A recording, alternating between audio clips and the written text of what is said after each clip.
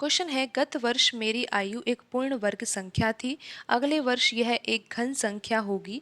मेरी वर्तमान आयु क्या है? तो यहाँ पर इस प्रश्न को हम ऑप्शन से हल करेंगे और ऑप्शन में जो ये आयु दे रखी है, ये आयु वर्तमान आयु है। क्योंकि प्रश्न में वर्तमान आयु पूछा है, तो यहाँ पे जो ये आंसर में लिखे हुए ऑप्शन, इनमें वर्तमान आयु ही दे रखी है। तो यहाँ पर हम ऑप्शन ए से शुरुआत करते हैं। तो यहाँ पर जो 26 वर्ष आयु दे रखी है, ये वर्तमान आयु है, प्रेजेंट आयु है। तो यहाँ पर अब आप देखिए कि प्रश्न में दिया है कि गत वर्ष जो आयु थी वो एक पूर्ण वर्ग संख्या थी। अगर यहाँ पर वर्तमान आयु 26 वर्ष है, तो गत वर्ष यानी कि एक वर्ष पहले 26 वर्ष वर्तमान में आयु है, तो 25 वर्ष होगी गत वर्ष में आयु। तो यहाँ पर आपको ये समझना चाहिए कि जो ये 25 है, 25 क्या होता है, 5 का वर्ग होता है। तो आप यहाँ पर देख सकते हो कि अगर हम यहाँ पर वर्तमान आयु को 26 वर्ष मानते हैं, तो गत वर्ष जो आयु है वो 25 वर्ष होगी और 25 वर्ष जो है, 25 जो है वो एक पूर्ण वर्ग संख्या है।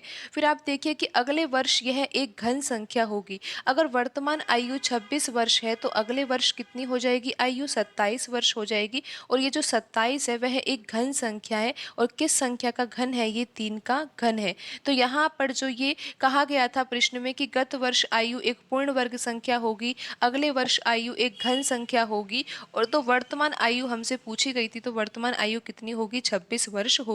क्योंकि जब हम 26 वर्ष मानते हैं, तो 26 वर्ष से एक वर्ष कम करने पर 25 आता है, और 25 5 का वर्ग होता है, और 26 से एक वर्ष बाद 27 आता है, और 27 जो होता है वो 3 का घन होता है। तो यहाँ पर ऑप्शन ए सही होगा। लेकिन आप बाकी ऑप्शन को भी चेक कर सकते हो। तो यहाँ पर दूसरा ऑप्शन है 24 वर्ष। अगर हम 24 से एक कम करेंगे तो 23 आएगा, और 24 से एक ज़्यादा करेंगे तो 25 आएगा। तो यहाँ पर 23 जो है वो एक पूर्ण वर्ग संख्या नहीं है, और ना ही यहाँ पर 25 जो है वो एक घन संख्या है। तो यहाँ पर 24 तो सही हो ही नहीं सकता। फिर आप देखिए कि 25 वर्ष है, तो 25 से एक वर्ष पहले 24 आएगा, और 25 के एक वर्ष बाद 26 आएगा।